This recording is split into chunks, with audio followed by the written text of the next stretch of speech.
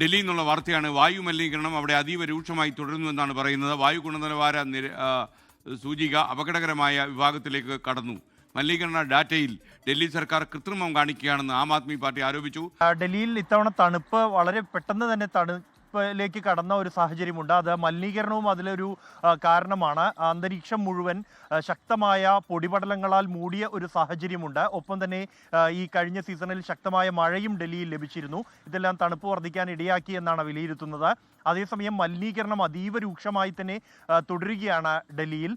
ഇന്ന് രാവിലെ 6:30 രേഖപ്പെടുത്തിയ മലിനീകരണ തോത്, അതായത് വായു ഗുണനിലവാര നിരക്ക് എന്നുള്ളത് അപകടകരമായ വിഭാഗത്തിലാണ്. 543 എന്ന നിരക്കാണ് രേഖപ്പെടുത്തിയിരിക്കുന്നത്. 400-ന് മുകളിൽ എത്തിയാൽ തന്നെ അത് അപകടകരം എന്ന വിഭാഗത്തിലാണ് ഉൾപ്പെടുന്നത്.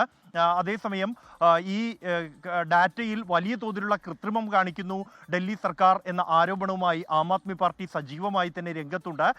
ഈ ഡൽഹിയിൽ 38 മാപിനികളാണ് മലിനീകരണ തോത് അളക്കുന്നതിനായി ഉള്ളത്. അതിൽ ഈ മാപിനികളുടെ സമീപം പ്രത്യേക സംവിധാനങ്ങൾ ഉപയോഗിച്ച്, സ്പ്രിംഗ്ലറുകൾ ഉപയോഗിച്ച് വെള്ളം സ്പ്രേ ചെയ്തുകൊണ്ട് തോത് കുറയ്ക്കാൻ സർക്കാർ ശ്രമിക്കുന്നുവെന്നും നിരക്ക് വർദ്ധിക്കുന്ന ഘട്ടത്തിൽ പല മാപിനികളും ഓഫ് ചെയ്തിടുന്നു എന്നുമുള്ള ആരോപണമാണ് ആം ആദ്മി പാർട്ടി നേതാവ് സൗരവ് ഭരദ്വാജ് ഉന്നയിച്ചിരിക്കുന്നത്. നേരത്തെ അദ്ദേഹം ഇത്തരത്തിലുള്ള നടപടികൾ നടക്കുന്ന ഇടത്ത് പോയി ദൃശ്യങ്ങൾ സഹിതം ഈ ആരോപണവുമായി നേരത്തെ രംഗത്തെത്തിയിരുന്നു. കഴിഞ്ഞ ദിവസം ഡൽഹിയിൽ ഇന്ത്യ ഗേറ്റിൽ ഈ മലിനീകരണത്തിനെതിരെ ശക്തമായ പ്രതിഷേധവും ഉണ്ടായിരുന്നു. തുടർന്ന് പോലീസ് നടപടിയെ തുടർന്ന് ഇവരെ ഒഴിപ്പിക്കുകയായിരുന്നു. എന്തായാലും ഈ മലിനീകരണം മറച്ചുവെക്കാൻ സർക്കാർ ശ്രമിക്കുന്നു എന്ന് ആരോപിച്ചുകൊണ്ട് പ്രതിഷേധം ശക്തമാക്കാനാണ് ആം ആദ്മി പാർട്ടിയുടെ തീരുമാനം. അതേസമയം മലിനീകരണ നിയന്ത്രണവുമായി ബന്ധപ്പെട്ട് ഉടൻ തന്നെ അവലോകന യോഗം ചേരും എന്നാണ് സർക്കാർ അറിയിക്കുന്നത്.